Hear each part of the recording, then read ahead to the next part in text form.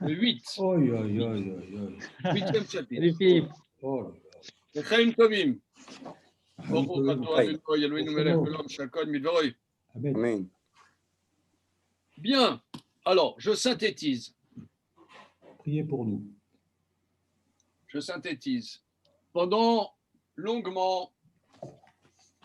chapitres, le Maharal s'est attaché à expliquer cette expression que les mitzvot,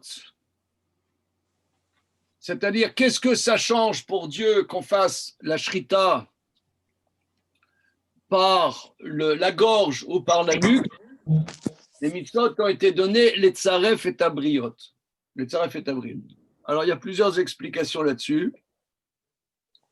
Les tsaref et tabriot, ça veut dire, il y en a qui disent que c'est pour donner un joug sur l'homme. C'est l'explication de Rashi. C'est l'explication de Rashi dans la Gemara dans Brachot.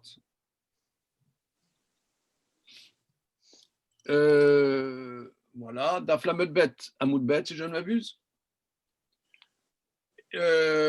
Voilà. Il y a une autre explication, les Tsaref Tabriot, pour améliorer les créatures. Ça, c'est l'explication de Nachmanide. C'est pas pour Dieu, mais c'est pour améliorer les créatures. Et les Tsaref et Tabriot, ça veut dire, c'est pas pour améliorer, dit le Maharal, un niveau éthique, mais pour faire ressortir au potentiel la dimension, pour faire ressortir à l'effectif ce qui est dans l'humain au niveau potentiel, c'est-à-dire la dimension supérieure de l'humain, et pour que l'humain sorte au niveau effectif ce potentiel supérieur, il y a les commandements de la Torah. Donc ça, c'est ce qu'il a développé dans le chapitre 7, et que les mitzvot de la Torah, c'est pas rachamim, c'est pas pitié, mais c'est xérot, c'est-à-dire c'est structuré selon la pensée supérieure de Dieu. C'est ça, la xéra, pas du tout comme Rashi. Voilà, donc ça, j'ai synthétisé. J'espère que je ne me trompe pas dans l'explication. C'est-à-dire que si on dit que c'est un niveau éthique, donc ça veut dire qu'il y a quelque chose de positif en soi. Or, lui, il dit non, il n'y a pas quelque chose de positif en soi. La preuve, c'est qu'il y a des choses, prenons par exemple Shabbat, pour un Israël, c'est hautement positif. Pour quelqu'un qui n'est pas Israël, c'est hautement négatif. Donc, il n'y a pas quelque chose qui est positif en soi. Donc, ce n'est pas pour améliorer l'homme. Parce que si c'était pour améliorer l'homme, ce serait pour améliorer le juif et le non-juif. C'est un exemple. Donc, mais, c'est-à-dire, c'est pas améliorer, mais les tsaref, c'est faire progresser l'homme dans sa dimension supérieure. Pas une dimension éthique, comme on pourrait dire. Maintenant, s'il y a des dimensions éthiques, ça, c'est évidemment, puisqu'on dit que Tov, Hachem, Tov la kol, Hachem, il est bon pour tous. Donc il y a Verachamav al kol ma'asav et sa pitié sur toutes ces créatures. Donc c'est sûr qu'il y a des effets secondaires positifs, mais ce n'est pas la base des mitzvot. Voilà. Donc ça, c'est grosso modo, j'ai essayé de synthétiser des choses qui ne sont pas tellement évidentes, mais j'ai l'impression que c'est ça, si vous ne voyez pas d'inconvénient. C'est bon, il y a le front du refus là en face de moi. Là, oui, bon. non. C'est bon. Okay. C'est bon. Bande de faillots. Alors, on commence le chapitre 8 qui va toucher des choses très importantes. On y va. Perek Shmini. Idbaer lecha ki haTorah itziru vezikur nefesh adam. Nous avons donc mis à jour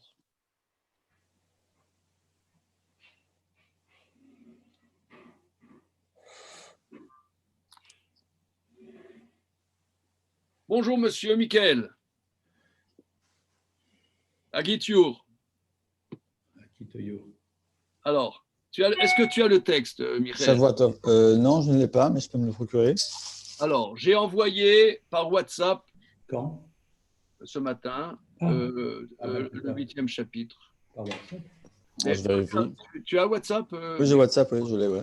Alors j'ai envoyé, hein, j'ai envoyé. Il faut que Idbaer j'envoie. lecha, c'est clair, c'est expliqué.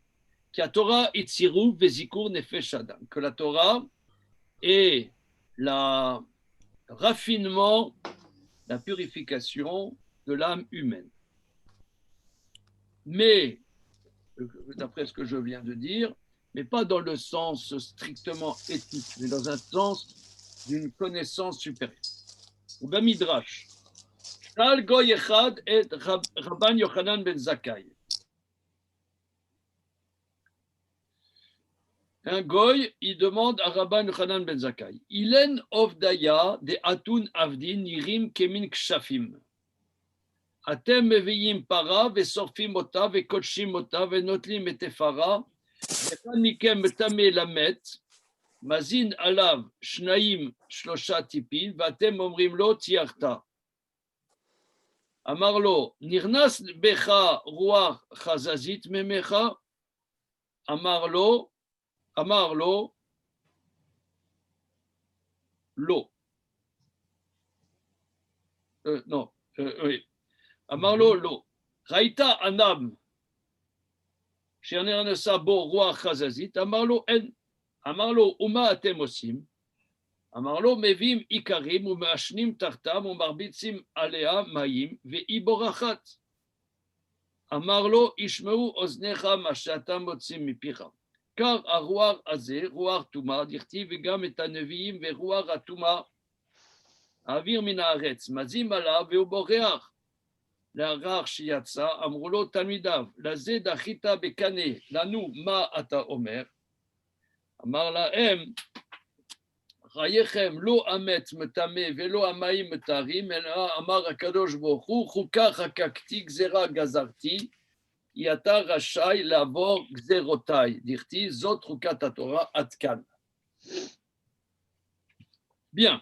Donc le Midrash Rabbah dans Parashat Chukat dit, un goy a demandé à Rabban Yochanan ben Zakkai. Je traduis. Ilan uvdaya datun ovdin. Les actes que vous faites, Nirim kemik shafin, ça a l'air d'être de la sorcellerie. Vous amenez une vache, vous la brûlez, vous la pilez, vous prenez sa cendre, et un d'entre vous, qui a été impur à un mort, vous aspergez dessus 2-3 gouttes, et vous dites tu es pur. Donc on dirait de la magie noire. Alors, Rabban Yochanan ben Zakkai a répondu au goy, à Marlo. Est-ce que est rentré en toi roi Chazazit Memecha? Est-ce que tu as eu un souffle je ne sais pas moi, un coronavirus? Est-ce que tu as eu le coronavirus? Enfin, roi Chazazit, c'est l'équivalent à l'époque du coronavirus, comment dire, est-ce que tu as été, c'est collé à toi un mauvais souffle, je ne sais pas comment on peut expliquer ça, roi Khazazit.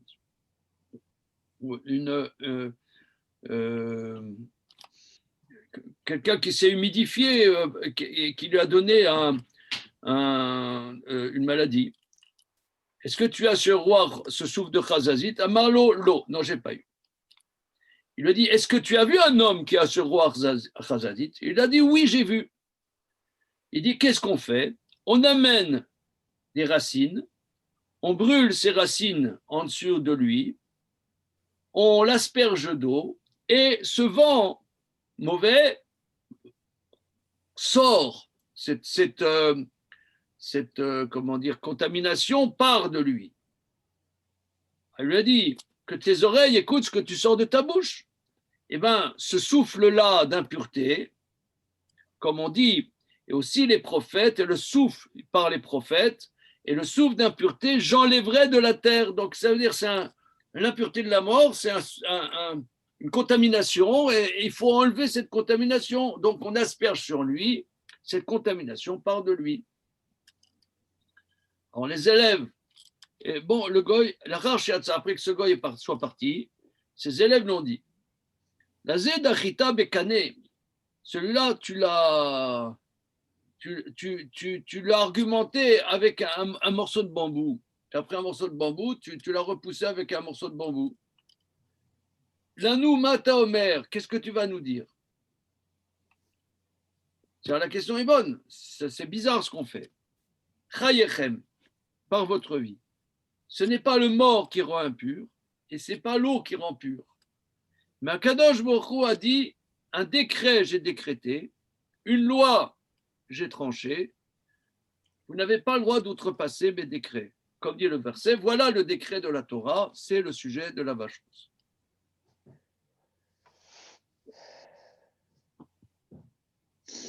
Alors,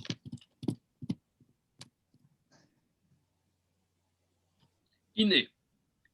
Rabbi Yochanan ben Zakkai, Ishiv Lagoy, qui mitzvot Torah em toelet be'atzmam al dererze shama. Rabbi Yochanan ben Zakkai a répondu au Goy que les commandements de la Torah ont une utilité, comme nous avons dit. Ça sert à quelque chose. Qui para aduma, I maveret roar atuma, que la vache rousse enlève cette contamination de l'impureté. Kemo shechashu ksad ben adam, qui a Torah asra machalot asurot mipne shemolidim mezeg ra. C'est-à-dire que les lois de la Torah ont un effet effectif.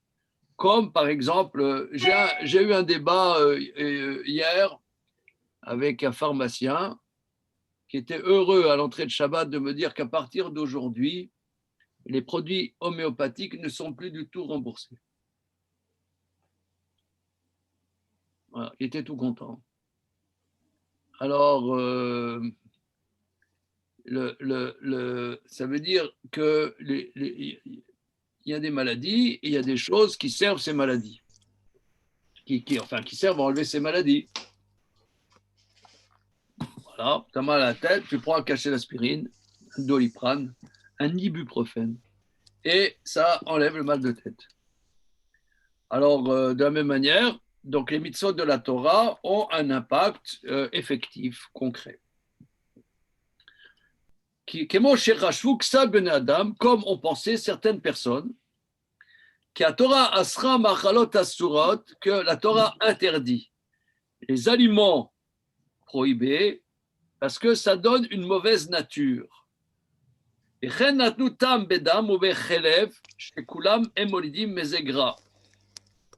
la même manière, ils ont donné une explication à l'interdit de manger du sang et certaines graisses interdites parce que ça donne une mauvaise nature.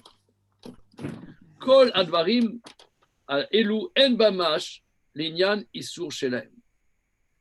Tout ça est vide au sujet de leur interdit. Alors regardez ici, c'est le Maharal en vérité proposition. Le Maharal proposition parce que il y a de moult textes qui disent, et justement c'est Nachmanide, grand kabbaliste, et le porte-étendard de cette démarche, de dire que les Mahalot Asurot donnent une mauvaise nature. Alors, et le Maharal dit que c'est nul. Alors,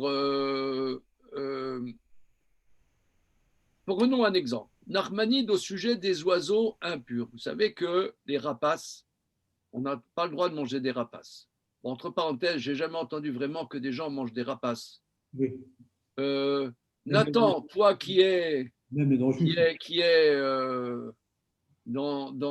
Dourdan. Oui. Est-ce qu'à Dourdan, les gens ils mangent des rapaces? Ils mangent Pas que je sache. Ils mangent peut-être des pangolins. Ils mangent ni des pangolins, ni des rapaces, ni des ragondins. Il y en a beaucoup dans la rivière. Je les compte pas tous les jours. Je sais pas, mais je crois pas. Hein? Des chauves-souris. Atalef, c'est écrit dans la Torah. Atalef, c'est interdit, l'Atalef. Mais pour un non-juif, c'est permis de manger des chauves-souris. Alors, Nachmanide dit que les animaux prédateurs, prenons un exemple, tout ce qui est prédateur au niveau de ce qui est terrestre. Au niveau de ce qui est des poissons, les poissons prédateurs, peuvent être permis. Pas tous, évidemment, le requin n'est pas permis. Salut Fabien. Ah, c'est Fafa. Hein? Maintenant, le brochet grand prédateur, ouais, est permis. Mais dans les animaux terrestres qui sont sur la terre, les oiseaux, par exemple, les oiseaux prédateurs, les oiseaux qui sont torfimes, les rapaces, sont interdits. De la même manière, nous, on a le droit de manger au niveau des mammifères que des animaux qui ruminent, qui sont herbivores, qui ne mangent pas de la chair. Alors, le Ramban dit, pourquoi? Nachman dit, parce que comme on est le peuple choisi par Hachem pour se rapprocher de lui, pour faire son service, pour être dans une proximité de lui, ces aliments qui sont, ça veut dire, donnent une nature prédatrice, une nature violente et qui est incompatible avec le service de Dieu. Ça, c'est Nachmani. Alors, je vous dis sincèrement, moi, ça me va. Je ne suis pas. On peut comprendre que que le manger a un impact. Évidemment, le manger a un impact. Nous, on est un équilibre spécial entre quelque chose d'abstrait et quelque chose de concret. C'est ça l'être humain. C'est ce qu'on dit d'ailleurs. Quand on va aux toilettes, on fait la bracha, refait kol basar ou mafli la sot, qui fait des choses extraordinaires, qui agit de manière incroyable en mettant le spirituel à l'intérieur du matériel et que l'un est dépendant de l'autre. D'ailleurs, si on ne mange pas, la neshama, elle quitte le corps. Donc, c'est bien évident qu'il y a une symbiose entre les dimensions spirituelles et les dimensions qu'on pourrait appeler matérielles. Bien qu'à un certain niveau, tout ce qui est matériel est créé par Dieu. Quand tu manges une pomme, tu manges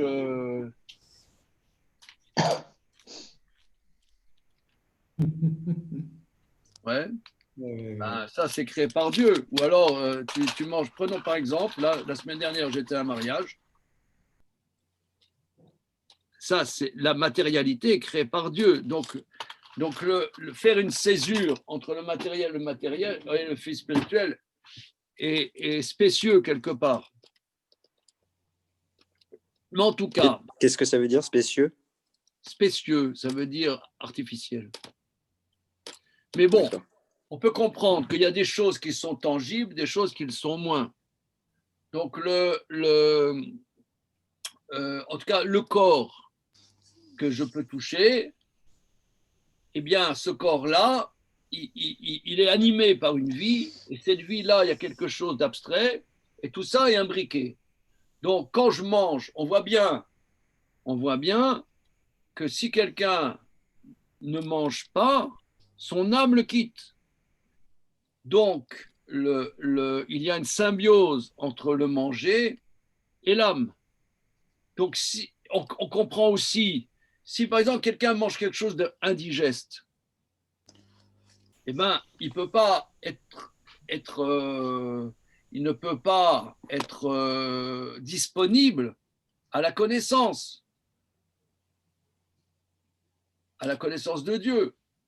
S'il a mal au bide, comme dit Maïmonide, rapporte ça tout le temps, que Hippocrate disait que l'homme creuse sa tombe avec ses dents. Vous connaissez la phrase? Oui. Michael, tu connais ça? Ah. C'est-à-dire que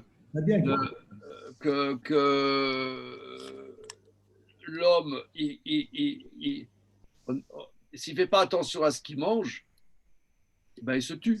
C'est bien évident. Si tu manges trop gras, tu manges trop ceci, trop cela, eh ben, tu te tues. C'est évident. Voilà. Non, mais là, Ravizek, Merkila, mais là, ce qui est particulier, c'est que c'est une mida, ça, c'est de la cruauté. On aurait pu penser qu'une fois que la chair, que l'animal est mort, que c'est de la chair morte. Alors le souffle de vie cruel qui anime la chair, il n'est plus là. Ça reste de la viande. C'est pas une viande qui est indigeste, c'est une viande qui était cruelle, enfin, animée par un souffle de cruauté quand l'aigle était en vie, mais une fois qu'il est mort, on peut se dire la notion morale ou cruelle, elle est dissociée de la chair. Non, mais ça, c'est pas une question morale. Si tu veux, regarde, c'est des choses, moi, qui m'intéressent beaucoup. Je ne sais pas si ça vous intéresse beaucoup. Moi, c'est des choses qui m'intéressent beaucoup. On en a déjà parlé un petit peu. C'est beaucoup développé dans les sagesses extrême orientales. Beaucoup développé. Le yin, le yang, tu as déjà entendu parler ouais, c'est arrivé jusqu'à Sarcelles, le yin, le yang. Ouais. En médaillon. Alors, tu vois, par exemple,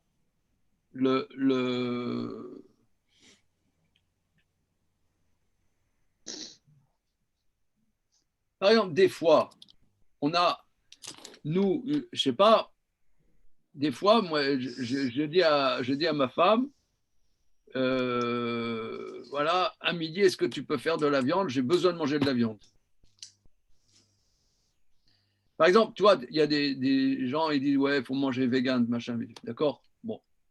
Mais des fois, moi, je trouve, en tout cas moi, perso, mais je pense que je ne vais pas être le seul, on a besoin de manger de la viande. Parce que la viande, ça, c'est un côté, tu manges de la viande, ça tonifie. Ça tonifie. Maintenant, tu as mangé de la viande, tu as du poulet, tu as du bœuf, tu as du veau. C'est pas du tout la même chose. Je parle dans les choses cachères.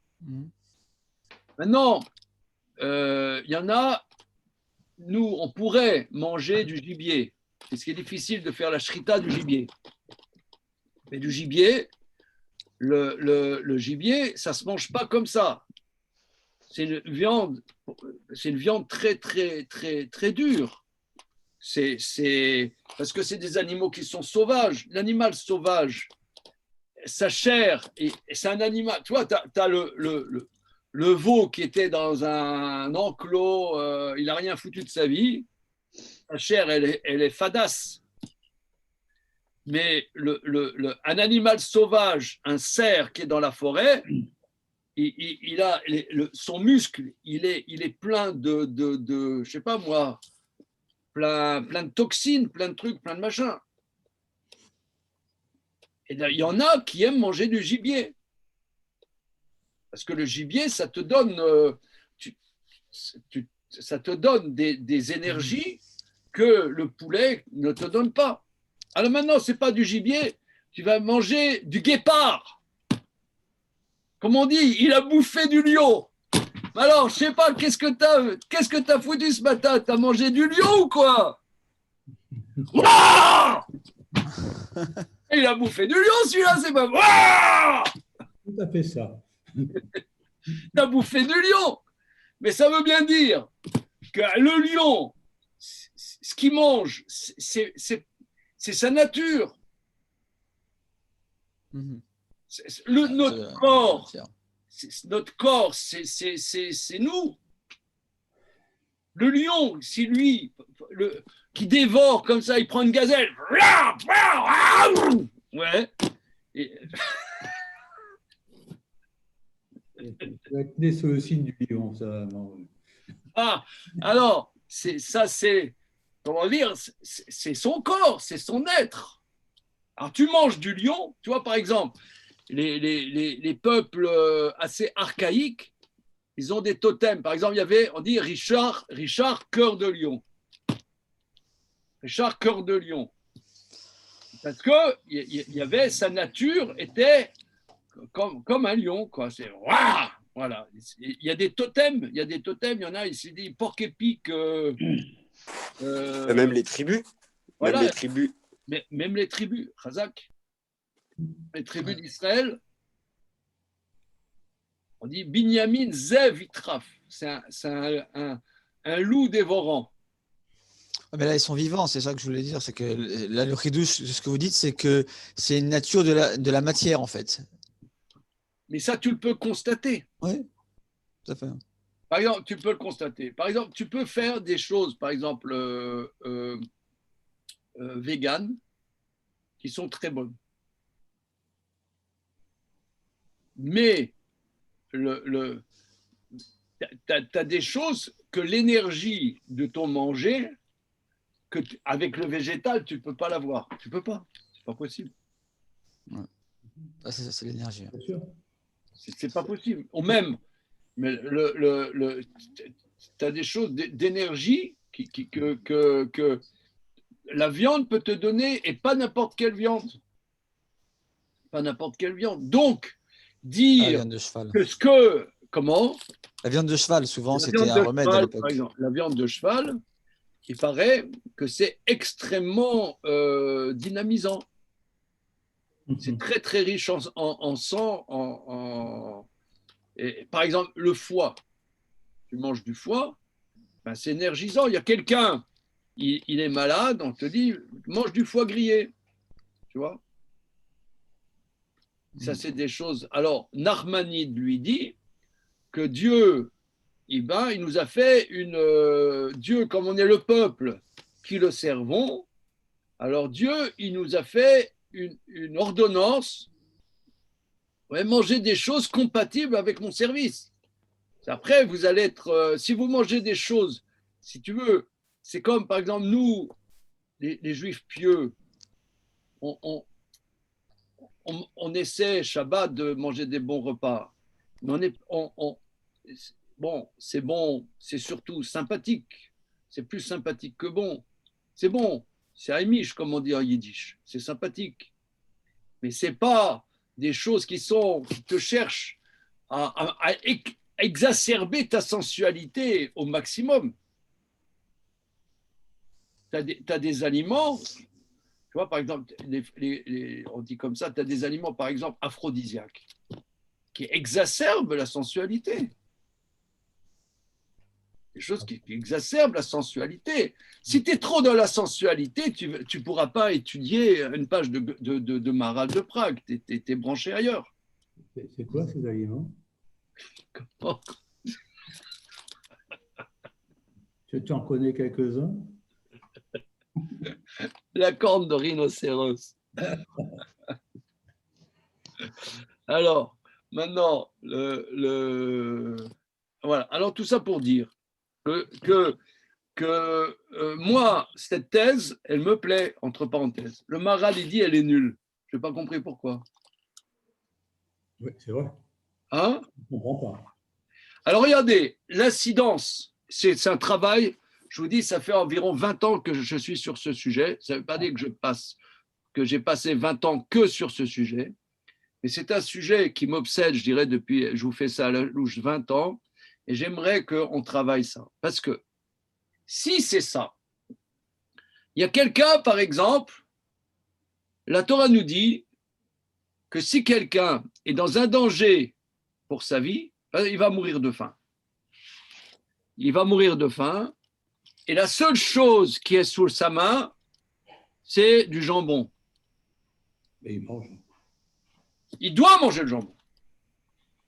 Il doit manger le jambon. Et même, d'après certains Rishonim, il doit faire chez Akol Bidvaro avant et Boren et Fachot après, puisqu'il doit le faire. C'est le marloquette, on verra ça dans le Shulchan Aruch. Quelqu'un, il est en danger. Je vous donne un exemple.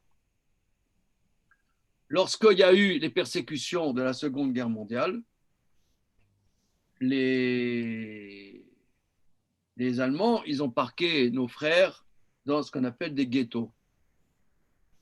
Et il y avait des ghettos dont il y avait des très grands rabbinim qui devaient prendre des décisions.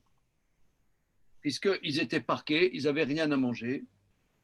Alors, par exemple, prenons dans le ghetto de Lodz, les grands rabbinim, ils ont fait des affiches. À partir de maintenant, vous mangez tout ce que vous pouvez manger. Même si sur la base, c'est pas cachère, il faut manger.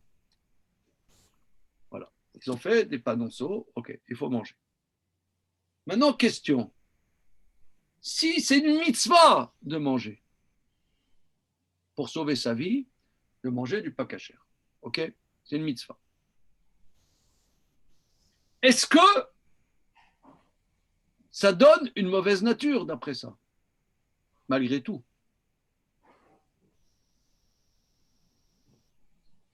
Non, parce que c'est une mitzvah. Ah, si tu dis que ça donne une mauvaise nature, ça donne une mauvaise nature. Oui, mais la mitzvah, Non, moi je dirais non parce que, enfin, je prends un autre exemple. L'exemple de la morphine à l'hôpital. Les gens qui ont besoin de morphine, ça peut être une drogue pour quelqu'un qui en a pas besoin, mais ça peut être quand ça soulage la douleur, une douleur intense. Les gens, ils sortent pas de l'hôpital, ils n'ont pas besoin de prendre de la morphine. Ah, si. Ça, Ah, si. Ça donne une accoutumance. ça donne une accoutumance, même quand quand on en a besoin. Oui. Non, ça veut dire que par rapport, par rapport aux dégâts que fait la souffrance, il faut prendre de la morphine. Mais il y a des effets secondaires quand même. Alors, donc la question va être, est-ce que la Torah me dit, là, il faut que tu manges pas cachère pour sauver ta vie? C'est la seule possibilité. Oui. C'est la seule possibilité que tu sauves ta vie, c'est manger du pas cachère. Tellement que c'est une mitzvah de le faire, c'est pas une, comment dire, ce n'est pas un allègement, c'est une mitzvah de le faire. Une mitzvah. Okay. Maintenant, si c'est une mitzvah, oui, c'est pas une concession. Voilà, c'est pas une concession, c'est tu dois faire ça, a priori, il faut le faire. Tellement que d'après certains rishonim, il faut même faire la bénédiction avant, la bénédiction après. Mais est-ce que si tu dis, comme Nachmanide, que ça donne une mauvaise nature, bah, ça donne une mauvaise nature. Peut-être il faut assumer cette mauvaise nature, mais ça donne une mauvaise nature. Je ne sais pas. Ça, c'est une question qui va être abordée par le Maharal. Alors, je disais, dans les lois de Bitoul, par exemple, quand il y a un bout de chazir qui tombe dans une marmite de viande cachère et que, d'après le Bitoul, on dit que là, on peut consommer et qu'on consomme toute la marmite jusqu'à la dernière louchée, on peut se dire qu'on l'a mangé, ce morceau de porc. On peut se dire non, il n'est plus porc maintenant, puisque les lois de Bitoul, la halakha l'a permis, alors il perd son statut de chazir. Voilà. Alors, je reprends ce que tu dis, c'est très, très, très, très important. Très important. Très important. C'est un sujet très important. Voilà. Dans la Torah, il y a la notion de bitou. Bon, il y a énormément de détails là-dessus, mais pour faire simple, tu as 2 poulets cachers dans une marmite. 2 poulets cachers dans une marmite. Et quelqu'un, par erreur, a mis un 3e poulet auquel on n'a pas fait la shrita. Et on ne sait pas définir lequel poulet il y a la shrita, quel poulet il n'y a pas la shrita. On ne sait pas. On ne sait pas définir. Alors, la Gemara dit que, étant donné qu'il y a 2 cachers, un pas cacher, les 3 sont cachers. Le poulet pas cacher est annulé dans la majorité et tu peux manger les 3. Maintenant, il y a des débats. Est-ce qu'on peut manger les 3 comme ça ou bien on en mange un, ensuite un, on sort un. Voilà, c'est des débats. Le Roche, il dit, la halakha n'est pas comme le Roche. Mais notre grand maître, le Roche, il dit, Issour n'est far les terres. Ce qui était interdit, prend un statut de permis. La Torah, elle a dit, c'était interdit. Maintenant, elle te dit, c'est permis. Voilà. Issour n'est far les terres. Ah, mais c'était interdit il y a 5 minutes. D'accord? Maintenant, des T plus 1, AT, c'est interdit, T plus 1, c'est permis. Il n'y a pas de problème. Il y a nos problèmes. Tellement que les commentateurs disent que si quelqu'un veut être plus rigoureux, c'est un hérétique. Parce qu'il ne suit pas ce que la Torah dit. Alors, est-ce que dans des situations de Pikuar Nefesh, ça sera la même chose? C'est des questions vraiment pas évidentes. Ou alors, prenons un exemple. Parce que là, la shrita, si tu veux, la shrita n'est pas dans la corporalité du poulet. Ouais. C'est ce qui donne la possibilité. Mais disons, prenons par exemple, tu as une souris qui est tombée dans la pkaïla. Voilà. Une souris qui est tombée dans la pkaïla et tu as 60 fois plus de pkaïla que de souris. Et la souris, dans la chaleur torride de la pkaïla, a fondu. Elle est plus, je peux plus la retrouver. Donc là, évidemment, on va manger toute la pkaïla. Ah, mais j'ai mangé la souris indéniablement.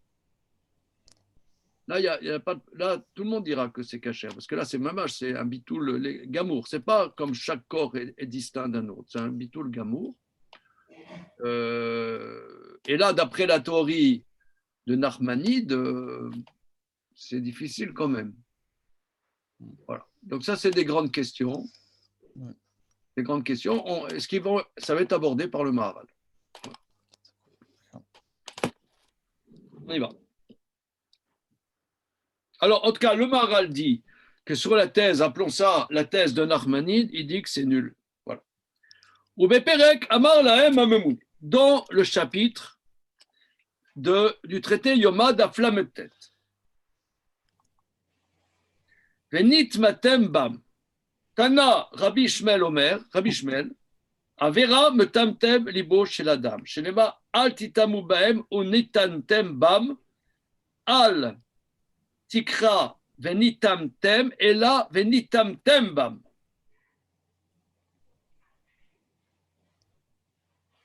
Alors, regardons le verset, si vous le voulez bien, à la fin de Parashat Shmini. Donc, le livre de Vaïkra.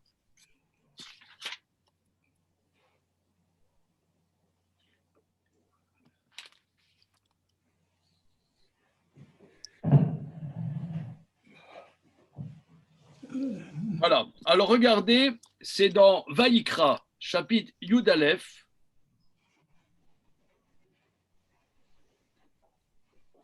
Verset même bête, même guimel. Voilà, vous avez les versets. Seconde. Yud Aleph. Seconde, j'arrive.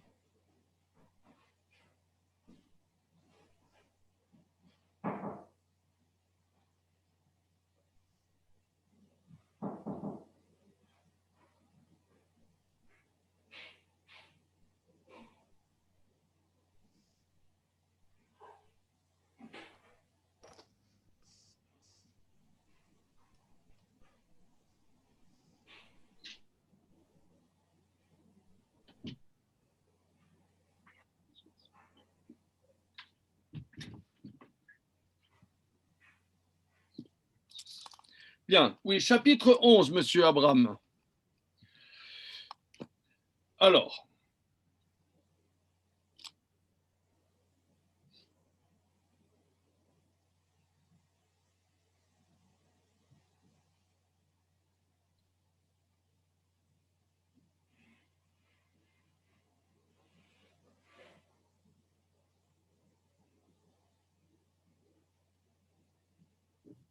C'est bon? Ah, ils ont disparu, mes copains, là.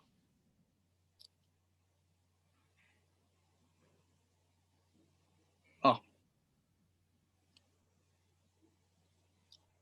C'est bon? Non, c'est quel paracha? Alors, chapitre 11 dans Vaïkra, versets 42-43. Un fromage.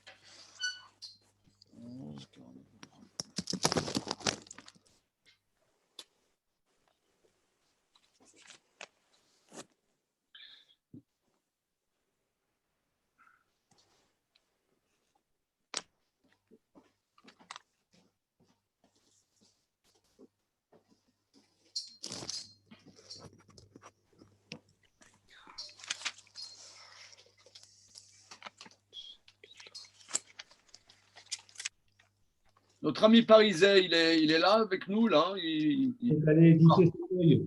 Il fallait éditer les feuilles. Vous, Je suis allé éditer les feuilles. je comprends. Comprenez-vous? Je comprends. Je suis dans une compréhension. Alors, le verset 42, chapitre 11. Kololer al-Gachon, tout ce qui va sur son ventre, c'est-à-dire les reptiles. Et Kololer al-Arba, Adkol marbe raglaim, toutes les bestioles sur quatre pattes, ou bien tous les scolopendres, les 1000 pattes, et Kol Asheretz ala Haaretz, sur toutes les bestioles qui pullulent sur la terre, L'otochlum, ne les mangez pas, qui sheketz em, car c'est des abominations. Alors regardez, ici il y a quand même une ambiguïté. C'est-à-dire que la Torah nous dit, tu vois, par exemple, je vous donne un exemple. Il y a X années, avec ma famille, on habitait dans un appartement à Créteil, dans une tour de 18 étages, et il y avait plein de cafards. Des cafards, il y avait des cafards dans l'immeuble, dans l'appartement, dans l'immeuble. Et le gérant de l'immeuble nous disait c'est impossible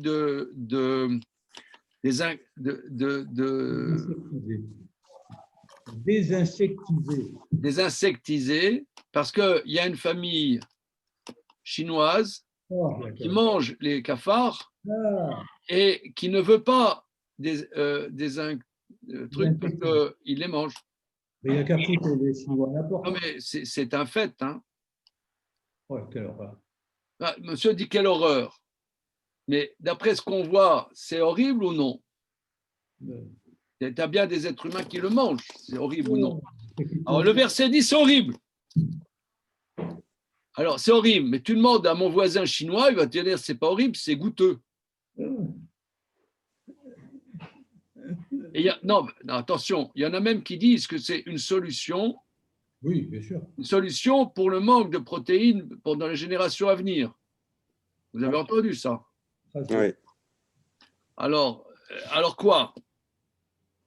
Tout ce qui peut se faire, ne mangez pas, car c'est sheketz. Sheketz, ça veut dire c'est horrible. Comme dit notre ami Philippe, c'est horrible. Al teshaksu et nafshotechem bechol asheretz ashoretz.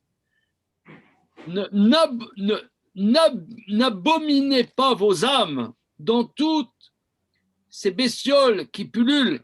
Ne vous rendez pas impurs. Venit metem bam.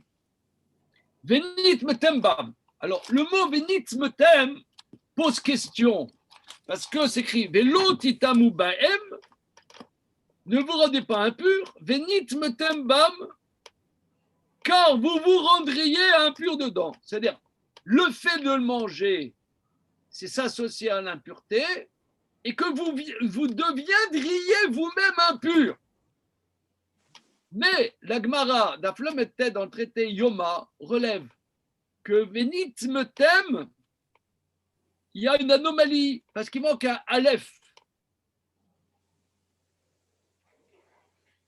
Donc il faut un jeu de mots. Venit Metem. Venitam tem, timtum, ça veut dire vous viendriez boucher.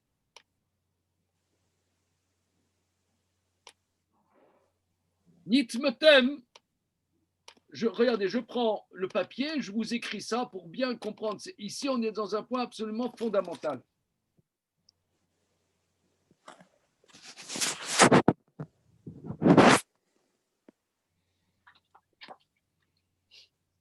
Bien. Alors, le verset dit, Lo tetamu baem, tetamu, tamé, c'est tête, même aleph, tamé, c'est impur, tête, même aleph. Ne vous rendez pas impur avec, venit me tem, venit me tem, bam.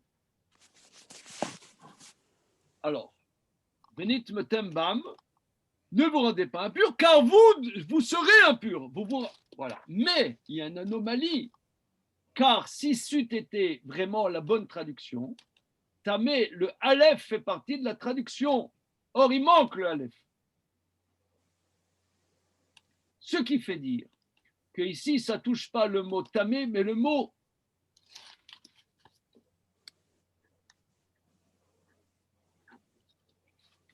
tam-tam. Tam-tam, ça veut dire boucher. Voilà.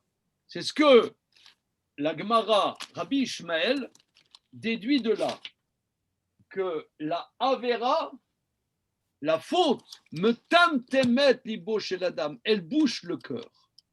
Alors, qu'est-ce que ça veut dire, elle bouche le cœur? Est-ce que ça donne des maladies cardiovasculaires?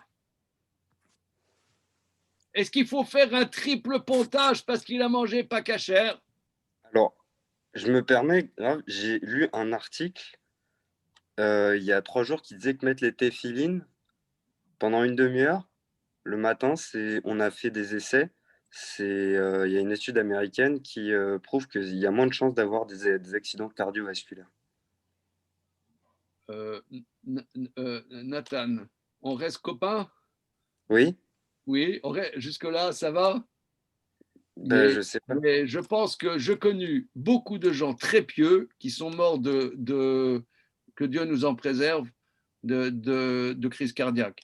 Donc, entre nous soit dit, je pense que ce n'est pas une bonne piste. Je Non, connais d'accord. des tzadikim, vraiment des tzadikim, des gens, des grands serveurs de Dieu, des grands chachamim qui sont morts, que Dieu nous en préserve, de crise cardiaque. Et donc, je pense que ce n'est pas une bonne piste, franchement. Si tu veux, je te fais une étude française, par contre. C'est vrai que ça ne fait pas le poids, parce que américain et français, c'est vrai, ça fait petit joueur. Mais bon, je ne sais pas. En tout cas, quoi qu'il en soit, nos maîtres expliquent comme ça. Rachi là-bas, je vous cite Rachi. Rachi là-bas, qu'est-ce que ça veut dire? Ça bouche le cœur. Otem libo mikol chorma. Ça bouche le cœur de toute connaissance. Otem libo mikol chorma. Alors, ça aussi, tu as des gens que la vera bouche le cœur de toute connaissance, dit Rachi. Alors, tu as des gens qui ne mangent pas cachère, qui sont des grands savants. Qu'est-ce que ça a à voir, Mikol Chochma? Bon, ça, c'est très compliqué à comprendre. C'est complexe. Je pense que la Chochma, nous, quand on pense, on a étudié ça là, plusieurs fois au sujet à Hanouka dernier. Quand on parle de la connaissance, pour nous, on pense c'est faire des algorithmes pour vendre des produits sur Amazon. C'est ça la connaissance. La connaissance, c'est pouvoir envoyer une fusée sur la planète Mars. C'est ça la connaissance. Mais dans notre tradition, la connaissance, c'est une connaissance dans la vie, c'est une réflexion dans le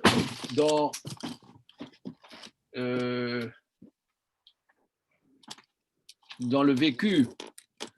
C'est une chorma dans le vécu, c'est pas forcément une connaissance abstraite, mais c'est une connaissance qui peut être vécue dans le concret de l'existence. Bon, vaste sujet. En tout cas, quoi qu'il en soit, ici, nos maîtres disent que la Avera bouche le cœur. Alors, reprenons maintenant le texte du Maharal. L'élévation de l'âme. Comment? L'élévation de l'âme, le désir de l'homme de s'élever, de donner un autre, de changer de niveau, de sortir de sa matérialité. Cet esprit que là, l'homme, il a de vouloir s'élever, s'élever, s'élever. Si tu manges quelque chose qui est interdit, tu restes au niveau de ton corps. Le tuyau pour s'élever est bouché. Alors, regarde. Alors, regardez comment le Maharal va rapporter. On va voir d'abord, le Maharal rapporte le texte et on va voir comment il va l'interpréter. Au Beperek, Amar Lahem Amemouné, dans le chapitre, donc c'est le chapitre là-bas dans le traité Yoma, Venit Metem Bam. Venit Metem, donc il y a une anomalie, il manque un Aleph. Tana, Rabbi Ishmael enseigne. Avera, Metam Tem Libo Shel Adam. La faute bouche le cœur de l'homme. Chez Neymar, Al tetamu baem, ne vous rendez pas impur, venit metem bam, al tikre, venit metem, ne dit pas venit metem, et là, venitam tem, c'est de la racine timtum, qui veut dire boucher le cœur. Arrêt, Kilo amrou rak avera metam tem libo. Nos maîtres disent pas que c'est le manger qui bouche le cœur, mais c'est la faute qui bouche le cœur. Vama, katimtum, azemetzad avera. Ce qui bouche le cœur, c'est le fait de fauter. Qui mipne shavar mitzvot asher raoul adam etzad asher nafsho nefesh elokit kemo shamarnu. Donc c'est comme tu dis, Philippe, étant donné qu'il a outrepassé le commandement qui revient à l'homme par le fait qu'il a une âme divine. Le car avera metamtem libo chez la dame. C'est pourquoi la faute, c'est pas l'aliment qui bouche, mais la faute bouche le cœur. Aval enze metzad ateva chez la shratsim. C'est pas la nature de la bestiole. Vim ki haemet chez kol advarim asurim moldim mezagra. Regardez, là, il va nuancer la chose. Combien même la vérité est que les choses interdites, indubitablement, donnent une mauvaise nature. Enzeta maïsour, ce n'est pas la raison de l'interdit. Rak kima she'asra Torah otam bazen nireh kem dvarim sheyesh bahem shinui v'yotzim meklat shar hamachalim shem torim. Indubitablement, ce que la Torah interdit, il ressort que ce sont des choses sur lesquelles il y a un changement et qui sortent de l'ordre des aliments qui sont purs. Évidemment, il y a une différence entre un aliment pur et un aliment impur. Du fait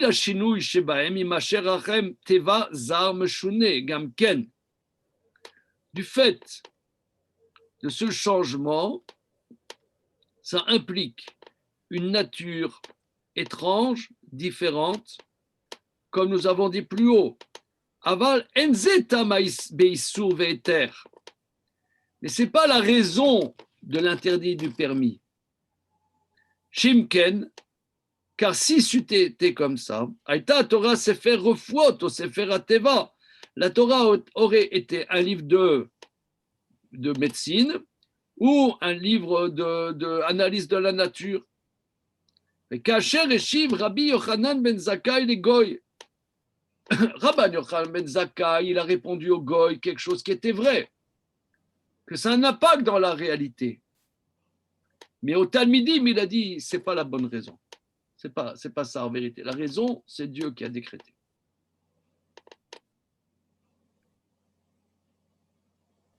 Kacher Eshiv Rabban Yochanan ben Zakkai les Goy, qui mitzvot paraduma al dererze. Il a dit au Goy que Paul Poulot a teva au segula mina segulot, que la vache rousse est comme vous savez, les Chachamim disent que ce qui guérit ne suit pas forcément une logique. Aujourd'hui, il y a des grands débats il y a des grands débats dans la santé publique, que, et ça s'accentue encore sous le magistère de notre chère Agnès Buzyn, ouais, notre chère sœur Agnès Buzyn, Ah oui, c'est vrai. voilà, que elle a été beaucoup, que ce qui n'est pas défendu par des thèses médicales, c'est qui n'a pas, comment dire, eu des résultats probants au niveau des tests médicaux, on enlève de la sécurité sociale. Alors, ça paraît, c'est quelque chose de plaisant intellectuellement, ça plaît, mais d'un autre côté, nos maîtres ne disent pas tout à fait comme ça. Ils disent qu'il y a des choses qui guérissent, mais qui n'ont pas de rationalité. La refoua n'est pas forcément liée tout le temps à une rationalité. Tu as des choses qui, on ne sait pas comment ça marche, mais ça marche. Prenons un exemple. Quand au 19e siècle, ils ont trouvé l'aspirine, que l'aspirine, ça calmait la fièvre, etc., c'était complètement empirique. Ils n'ont pas su l'expliquer, si je ne m'abuse. C'est 100 ans après qu'ils ont réussi à l'expliquer. Mais ce n'est pas parce qu'on ne réussit pas à l'expliquer que ça ne soigne pas. Il y a des choses qui soignent, dont la rationalité, donc il n'y a pas forcément une rationalité. Il y a deux choses, qui ont une rationalité, je ne sais pas laquelle, ou qui n'ont pas forcément une rationalité. Les Chachamim disent, la superstition est interdite, mais si quelque chose de superstitieux guérit, c'est permis. C'est comme une camilla. Oui, une camilla, exactement. Une amulette. Gris-gris, amulette, talisman. Voilà. Si on sait que concrètement, on a vérifié que ça guérit, même si on ne voit pas comment ça guérit, c'est permis. Ok, tout ça pour dire qu'il a répondu au goy. Le goy, lui, ce qu'il voulait, c'est voir comment ça se fait. Il dit, bah, tu vois, il y a quelqu'un, il a une infection, on amène des herbes, on a demandé à des rebouteux comment il faut faire. Le rebouteux, il dit, il faut prendre telle herbe, on le fait, bah, nous, c'est pareil.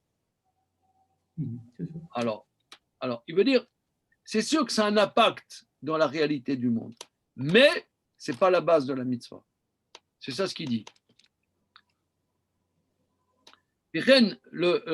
Voilà. Kacher Eshiv Rabban Yochanan ben Zakkai, comme il a répondu Rabban Yochanan ben Zakkai au goy, qui mitzvot para duma adererze, vi kemo peulot ateva o sugula b'seo. Amroulo, les élèves l'ont dit. Lazé dachito bekane. Tu l'as repoussé avec un petit roseau. Lomarlo qui mitzvot atora adererze. Aval à nous, Shanou yodim, mais nous savons quel mitzvot atora adererze. Nous savons que les mitzvot de la Torah ne sont pas basés sur les choses de la nature. Alors qu'est-ce que tu nous dis? Et Shiv, il a répondu, Chayechem, shenamet metame venamae metarim.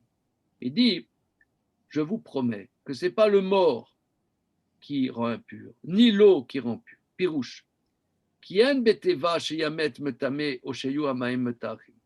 Ce n'est pas par des lois de la nature que le mort rend impur ou que les eaux rendent pures. Shenkan davar tivi be mitzvazot.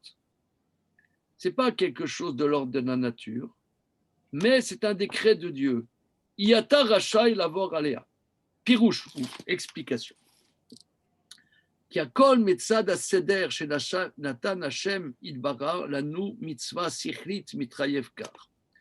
Tout dépend de la structure que Dieu a donnée, de la mitzvah au niveau de l'intellect supérieur qui impose que c'est ainsi. C'est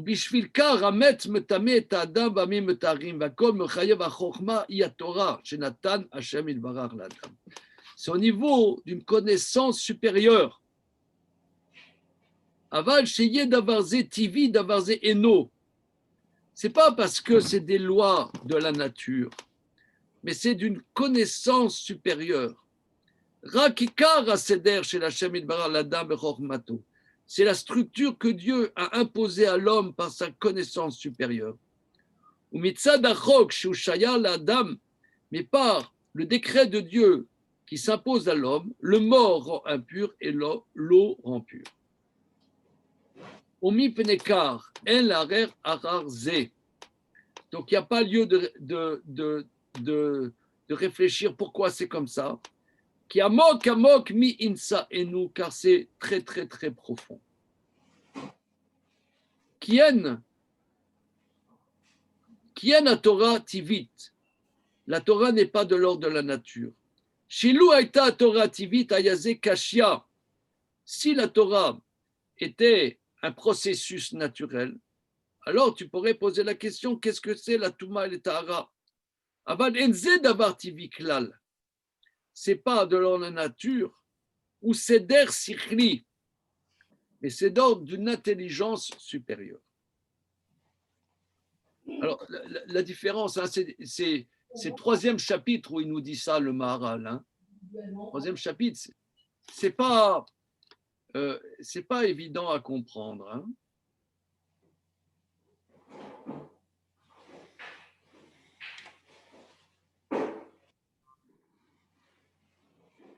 Salut. T'es chez toi là maintenant? Non, je suis dans une autre salle. Une autre salle, d'accord, ok.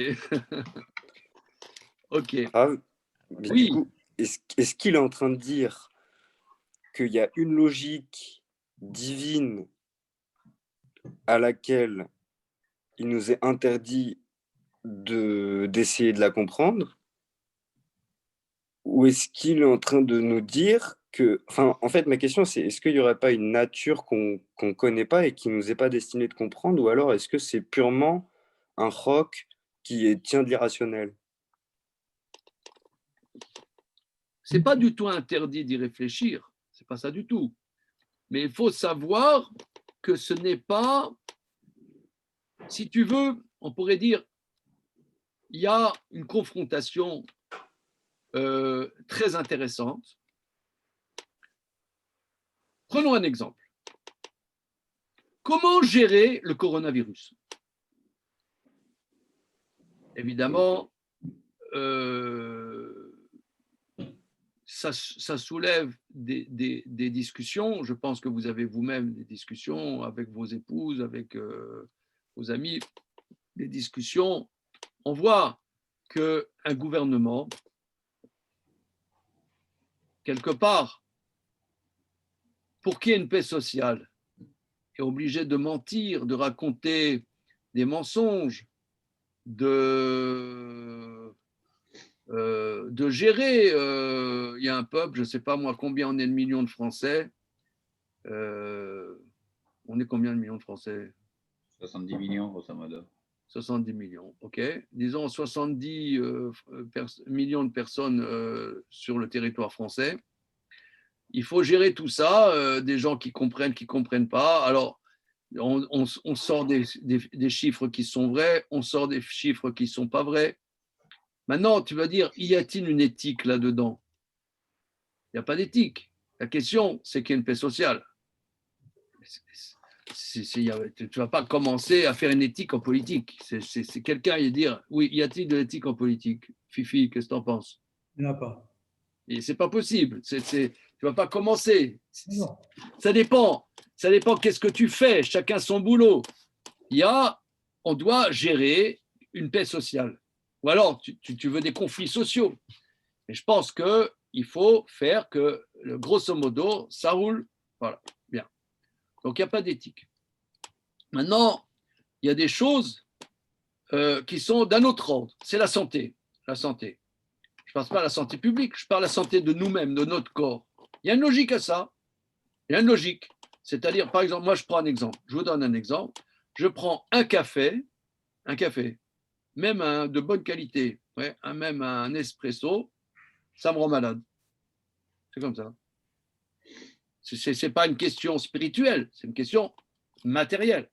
Mon corps ne supporte pas. Il y en a qui supportent, il y en a qui se prennent 5 Nespresso par jour. Moi, j'en prends un par mois, ça me rend malade. OK, bon, donc j'en prends pas. ça me rend malade. Ça, c'est pas du spirituel, c'est du physique. Ça, c'est physique. Maintenant, est-ce que les mitzvot de la Torah suivent un processus physique, tangible, tangible? Alors, ça a un impact tangible, ça a un impact, mais ce n'est pas la base. C'est d'autres considérations. Ces considérations, c'est ce qu'on appelle la Avera. Ces considérations, c'est c'est un intellect supérieur qui n'est pas un impact physique. Ce qui ne veut pas dire que ça n'a pas un impact physique quelque part, mais c'est un intellect supérieur qui, pour nous, Nathan, ça ne veut pas dire que ça soit interdit de rechercher quelle est cette logique. Ça ne veut pas dire que c'est interdit, mais il faut savoir qu'on touche des sphères qui ne sont pas forcément de l'intuitif, voilà, mais d'une science supérieure. Alors, bien qu'il y ait un impact, c'est sûr que ça a un impact. Ok. C'est comme, c'est un mauvais exemple, mais c'est pas grave. Parce que en physique, les lois de Newton, elles ont été considérées comme vraies pendant longtemps. Genre, ça fonctionne comme ça. Mais après, on s'est rendu compte que quand on regarde aux marges, sur des très très grandes échelles, par exemple, eh ben, elles ne fonctionnent plus. Et après, il y a eu la théorie de la relativité qui a permis d'intégrer et d'expliquer les lois de Newton. C'est-à-dire, les lois de Newton, on comprend dans une certaine réalité la gravité, etc. Mais quand on passe au niveau supérieur, on se rend compte qu'en fait, elles ne sont pas vraies. C'est autre chose qui régit, mais dans cette réalité-là, grosso modo, ça marche, quoi. C'est une métaphore, mais moi, ça me fait penser à ça. Oui, j'entends bien. J'entends bien. Okay. Bien. Alors, regardez, on s'arrête là pour le moment. Yes. Et on baisera Hachem, on continue. Alors, regardez, la semaine prochaine, moi, j'irai dimanche matin à Henri Murger. Oui.